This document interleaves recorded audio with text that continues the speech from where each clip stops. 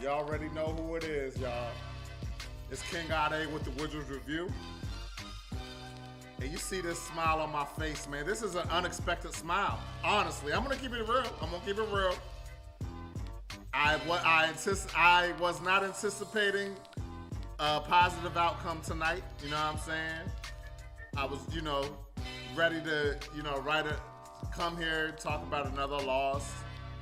I assume, we beat the Sixers on Dr. King Day when Thomas Bryant came back. The first time we had a full roster.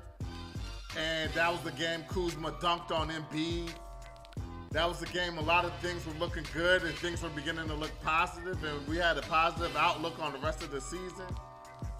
Against the Sixers, man, a tough team in the East, a contender in the East.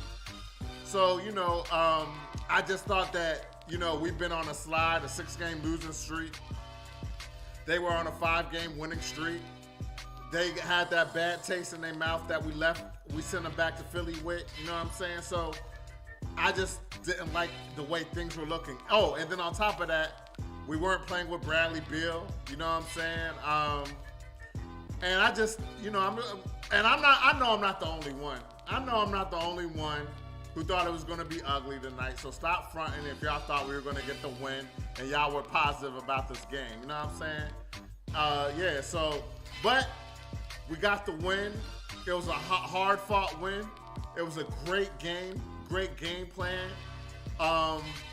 And it just showed the potential that we have if we play the right way, man. So, I just watching this game, them not having Bill, them not having Bryant, it felt like Coach Unseld was able to do what he wanted to do. You know what I'm saying? Because Gafford got back in the lineup, unfortunately because of Thomas Bryant being hurt.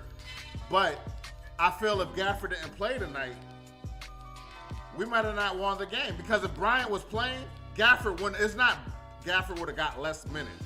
Gafford wouldn't have played tonight if Thomas Bryant played. And Thomas Bryant, he's a good, I'm not going to say great. He's a good offensive player, but he does not provide the defensive presence that Gafford provides. And we all know that defense wins championships. You want good defense. In the NBA, we know good offense beats good defense any day of the week.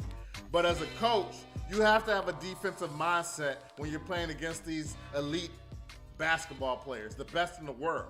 You got to have the best defensive, especially in the paint, that you can have. So to see Gafford doing what he does and for him to suddenly get benched, I am totally convinced that it wasn't Coach Unseld's call.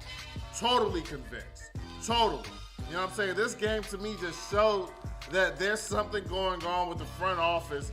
And Coach Unseld, first-year coach, not trying to step on anybody's toes, just being a good company man. He ain't throw the organization under the bus. He says the right things if you're from an organizational standpoint. But from a fan standpoint, it makes us look at him like, what's wrong with him? What you're saying makes no sense. But I'm beginning to see that, this is much deeper than what it appears. You know what I mean? So anyway, I just got to talk about just this win, man, because it just showed the resilience of this team when the right lineups are out there, when the right people are playing at the right times. And, it also showed something else that I want to talk about towards the end of this live stream. So anyway, without further ado, man, let's go to the things I disliked since we won the game. There were some things I disliked about what we displayed tonight. You know what I mean? So for starters, Tobias Harris got off to a fast start. You know what I mean? He just got off to a fast start. He's a tough matchup for us. You know what I mean? But we don't like him getting off to a fast start. So that was definitely something I didn't like. Tyrese Maxey, very impressive. Second year from Kentucky. He showed flashes last season. He was like an alternative when they wanted to switch the lineup and have a more traditional point guard. They would put Simmons on the bench and have Tyrese run a more traditional point guard set. You know what I mean? But this season, you could just see the improvement. He's a front runner for most improved player of the year. No doubt about it. You know what I mean? and he gave us a lot of problems tonight, man. He was getting to the basket at will. He had 12 points, 3 assists in the first quarter alone, and he hold on, and he ended the game with 22 points plus 9 on a plus minus. You know what I mean? So he was definitely a problem for us tonight. We couldn't stop him. He exposed the weakness that I've always said we had. We don't have a point guard that plays great perimeter defense. You know what I mean? So when you have a quality point guard opposing you, we're always going to have problems with someone like Maxey or someone even better than him getting to the hole and scoring at the basket. You know what I mean? So that definitely showed up tonight. Our three-point defense at times throughout the game was left a little more to be desired. You know what I mean? They got a lot of wide open threes. They hit a lot of clutch threes tonight. You know what I mean? So we definitely still got to work on our three-point defense for sure. We did a great job on Embiid in the first quarter, but in the second quarter, he started to get hot. And in the third quarter, he continued to get hot. And in the fourth quarter, he started to take over a little bit. You know what I'm saying? He looked like it almost looked like a repeat of yesterday's game against Giannis, where it was close. We kept the game close. And then their superstar came to save the day and take over. That's what Embiid looked like he was about to do tonight. But fortunately, we held them off. We held them off, you know what I mean? Embiid scored 8 of the first 10 points for the Sixers in the third quarter. So he was just being his dominant self. Let me look at the box score real quick. 27 points, 14 rebounds. You know what I mean? 6 assists. I mean, honestly, looking at the box score, I got to say the Wizards, because it didn't feel, that's a dominating stat line. 27, 14, and 6, that's a monster stat line. But it didn't feel, there were times within the game it felt like Embiid was taking over and being dominant. But it wasn't a 48 minutes all through the game. Embiid is just dominating us throughout the game. It was spurts throughout the game where he got his points, got his rebounds, got his assists, and it all added up to that monster stat line. But it didn't feel like he took over the game to the point where, you know, I felt like, okay, man, we're going to lose this game. I always felt like, I came in the game feeling like we were going to lose the game. I already said that. But after watching the game and just watching the game and just seeing how hard we were playing, how well we were playing on offense and defense, and they never got pulled away. They took leads at times, then we came back and took the lead. So Embiid it never felt like Embiid, except in the fourth quarter, at times, that he was a dominant force throughout the game. You know what I mean? So I have to credit the Wizards for not letting him be the reason that we ended up losing the game. You know what I'm saying? They did a good job on him. They still had the double teams coming at him. So, you know, but he still had a monster game. They got a dude from their G League team, the Sixers dude. Last name Joe. I forgot his first name. I think Isaiah. Hold on, let me make sure. Let me see. I think it's Isaiah Joe. You know what I'm saying? But he was hitting too many threes off the bench tonight. You know what I mean? So he was giving us problems. He was providing the production that Seth Curry usually provides. Seth Curry, I guess, is hurt. He didn't play tonight. You know what I mean? So to let him get off, bull from the G League get off like that, I definitely didn't like that, man. I hate when I see players that I never heard of just get off on us. You know what I mean? That happens time and time again. You know what I mean? So I definitely didn't like that. The Sixers, they went on a run in the second quarter that brought them back. I mean, we had a good lead on them. You know what I'm saying? But like I said, Embiid started to get hot in the second quarter, and that coincided with them coming back in the second quarter. And then we had a scoring drought in the second quarter.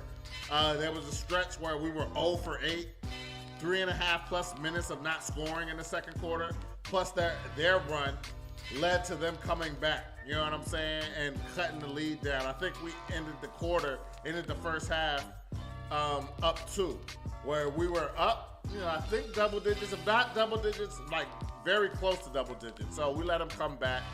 in the second quarter, and I definitely didn't like that. And then we continued when we got out of halftime with a terrible start in the third quarter. We let them go on an 8-0 run, and then they took the lead in the third quarter. Fortunately, we got the lead back, and we got the win. So, but still, I definitely didn't like that. And a big reason why they started to take the lead in the third quarter was another thing I didn't like, a pet peeve, turnovers. Turnovers is one of the biggest pet peeve, not even one of, the biggest pet peeve for me. When we make careless, bad turnovers, especially after we start playing so well earlier in the game. Then all of a sudden we just let up and just start having bad turnovers and letting the other team get back in the game. So we definitely got to do a better job of just keeping our composure, not turning the ball over in key moments in the game, especially when we have the momentum and especially when we got the lead, you know what I mean? And then the Sixers in the fourth quarter had another 10-0 run. Again, it coincided with Embiid being the monster that he is. Maxey having a game, and then Tobias Harris was getting hot in the fourth quarter too. You know what I mean? So they got the game close. There was times where I felt that they could take the game, but again, to our credit, we didn't let that happen. You know what I mean? We didn't let that happen at all. And then there was times tonight where overall Dinwiddie, he played a good game minus the shooting. He didn't shoot the ball well, but he still managed to get into double-figure scoring. But there were times I felt in the fourth quarter where he forced shots instead of being a point guard and looking to pass first. You know what I'm saying? Looking for Montrez where he's having a hot hand in the fourth. Looking for Kyle Kuzma. I thought at times he tried to take the game in his own hands, and it could have cost us. Fortunately, it didn't cost us, but that's definitely something I wanted to point out. But other than that, man, that's all I really disliked tonight. You know what I'm saying? Again, we played a great game without Bradley Beal, and just the ball movement, the teamwork, just getting back to the fundamentals that we had earlier in the season. Tough defense. And definitely a great defensive game plan on Embiid, even though he had a monster game, man.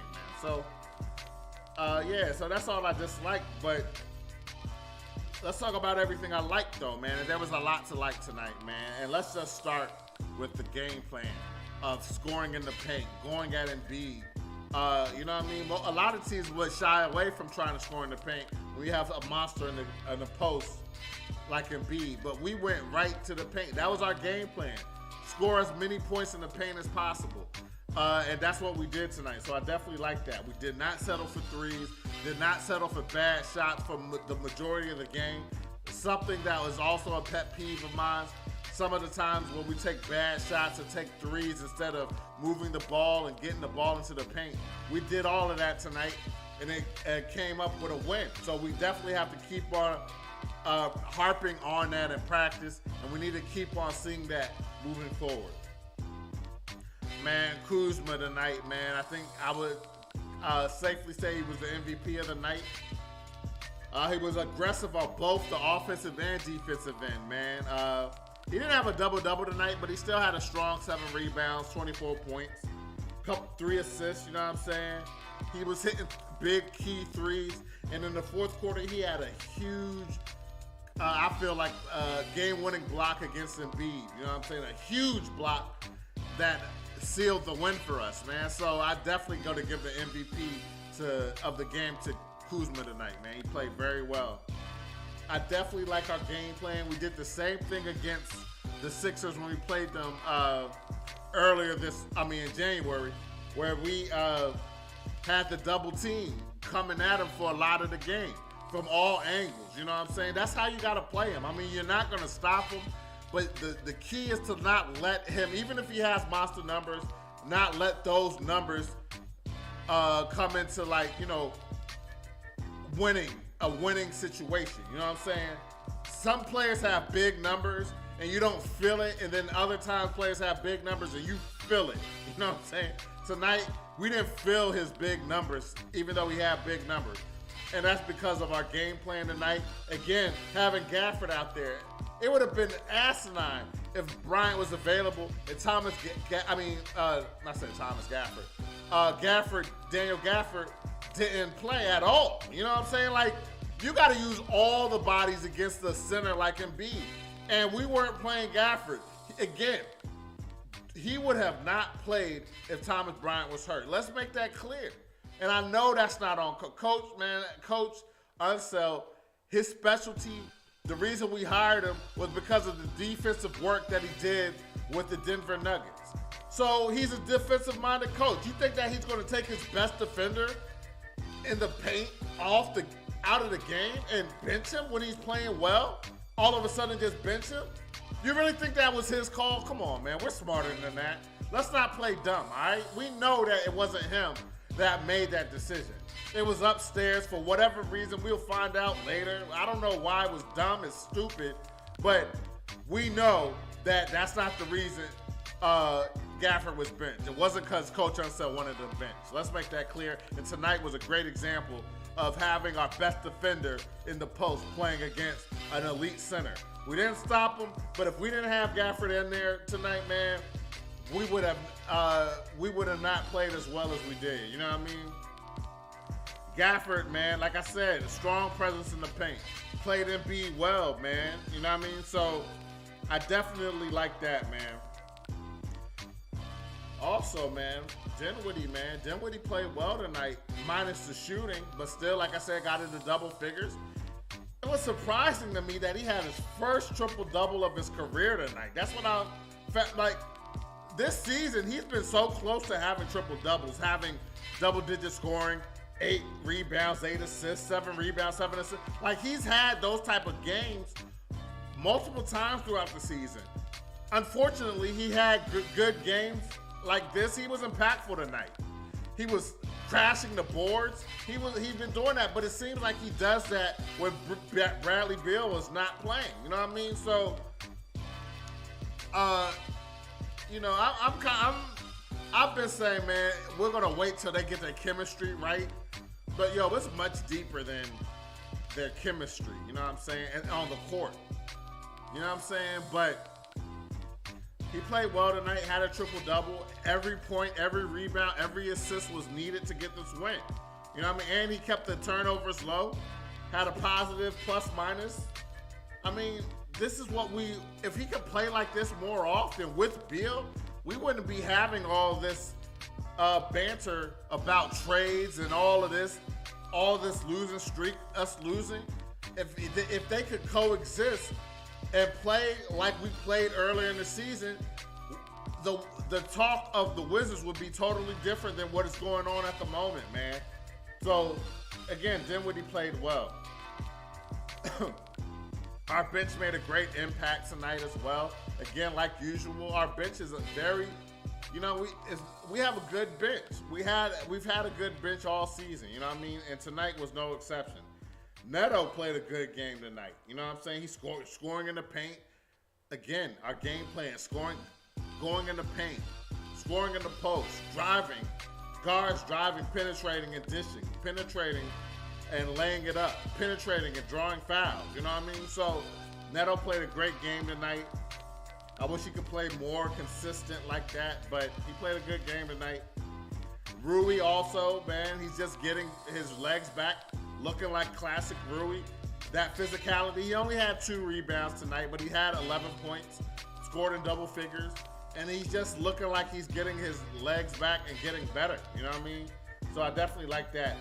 Denny came in, rebounding, hitting a few shots, still missing a few finishes, you know what I'm saying? But his rebounding tonight was very, very needed, you know what I'm saying? You can't stress enough how important his rebounding was tonight, man. So we definitely like that. We had a good 9-0 run in the second quarter. That, like I said earlier, the Sixers went on a run in the second quarter and tried to take the lead and try to take over the game, but we had resiliency and we went on a nice 9-0 run in the second quarter and we ended up taking the lead into halftime. So I definitely like that. We just showed that we weren't backing down and we're not scared of this team. You know what I mean? So I definitely like seeing that. Kispert, man, he's finally beginning to hit threes more consistently. He missed a couple, but he's hitting that corner 3 with consistency. And his form, the way he shoots the ball, has always been nice. I just think, he's just getting more and more comfortable with the NBA game and getting more comfortable with his game. You know what I'm saying? But he's hitting those threes, those clutch threes, and we need to continue to see him doing that, man. So I definitely like seeing that. In the fourth quarter, one of our Achilles heels, one of our problems we've been having in the fourth was, our offense stagnating. And towards the end of the fourth, our offense did stagnate a little. But earlier in the fourth quarter, our offense was flowing. We was passing the ball. We was passing up a all right shot for a great shot. You know what I mean? Our offense was flowing, and again, it looked like we was going to run away with the game. But to the Sixers' credit, they continued to fight, and they got a superstar on that side that was trying to take the game over. You know what I mean? So we held serve, and we got the win. So I definitely like seeing that, man. Montrezl Harrell. If Kuzma wasn't the MVP of the game, then Montrezl was. You know what I'm saying? But Montrezl Harrell, man, that aggressiveness, that fire, we need that. We cannot trade. Yo, if we trade anybody before the trade deadline, it can't be Montrezl Harrell, man. I definitely love that brother's play. And for him to go in the fourth quarter, go at Embiid, score on Embiid. You know what I mean? He's considerably smaller than Embiid, but still has the heart to go up against Embiid, the strength to go against Embiid, and score effectively with those post moves that he be showing off, man. So I definitely like what I saw from Montrezl tonight. And then, man, there's a talk tonight, man. I think it was the Wizards film room on Twitter tonight, man. They was tracking the lineup of Kuzma, Denny, and Rui in together. You know what I'm saying? And when you look at that on paper, a tall lineup, athletic lineup, a lot of potential. Denny playing that good defense, Kuzma playing with that effort and becoming a very good leader, and then Rui with the potential that if he reaches his full potential, could be a double-double, 20-point plus scorer a game type player. You know what I'm saying? But they had a plus 13 on the floor together tonight, which just shows their potential. You know what I mean? So I definitely like the potential of those three on the floor together. You know what I'm saying? When we need a tall, physical lineup. You know what I mean? A defensive lineup, a lineup that could score at the same time, could rebound. That lineup is a very good, you know what I mean, combination. So I definitely like that, man. So yeah, that's everything I liked, and everything I liked was the reason why we won the game tonight. You know what I'm saying? Kuzma played a good leadership role. Spencer Dinwiddie just playing tough offense, rebounding, assisting. Again, didn't shoot the ball well, but still was aggressive tonight. You know what I'm saying? Montrezl Harrell playing well. And then just the way we played Embiid to not let him be a factor, even though we had a monster game tonight. You know what I mean? So I definitely like what I saw overall, man. So another thing I wanted to discuss real quick, man. Last night, and I'm going to continue to harp on it a little bit tonight. Just after watching this game, I'm more convinced than ever, man, that we need to trade Bradley Beal. I can't, you know what I mean? I wasn't saying that earlier in the season, but the more and more I think about it, we got to trade Bradley Beal. After watching tonight's game, maybe still need to trade Dinwiddie as well. You know what I'm saying? Hold on. Yeah. Still need to trade Dinwiddie as well, in my opinion. You know what I'm saying? But Dinwiddie is not a player that is having a max contract being offered to him or eligible for a max contract once the season's over. You know what I mean? I would love to keep Beal on the team, but not as a max contract player. You just heard the Kuzma, Denny, Rui combination that I just spoke about. The Gafford, Montrezl center. You know what I'm saying? If Beal and Dinwiddie could coexist, this would be a formidable team. But obviously they can't coexist. And the word on the street is that it's deeper than just them not being able to coexist on the floor. They actually don't like each other. And if that's the case, that explains so much. Because I said it earlier. in the season that I felt that the reason why Dinwiddie can't play well with Beal is because Dinwiddie's used to being a lead dog. And Bradley Beal is supposed to be the lead of the team. That's what the organization tells all the free agents when they sign in to the Wizards, that Bradley Beal's the leader of the team. Bradley Beal's the, you know what I mean, the number one option. You know what I mean? Like, that was a mandate. That's a problem to have a mandate like that, especially if that player that the organization is trying to mandate as the number one player isn't a number one player. You know what I'm saying? It isn't a dog like that. Not to say Bradley Beal's a good player. I don't want to act like he's not a good player, but we all know that he's not a number one max type player. So if that's the case and they're gun-ho on, or not even them, but Bradley Beal is gun-ho on getting a max deal, then you got to trade him. You got to use that money to build around the core that we have right now. We have a good core, and I like Kyle Kuzma's leadership. He's just a natural leader.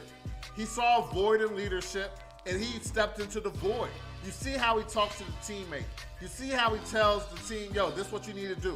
This is what I'm doing. Good job. Encouraging teammates. Patting them on the back. Not coming at them hard, but if they're not playing well, doing what they need to do, he's not afraid to say something. So we got the leader that we need until we get that star player. That's what we're lacking. We don't have a superstar. And Bradley Beal is not it. He's not it.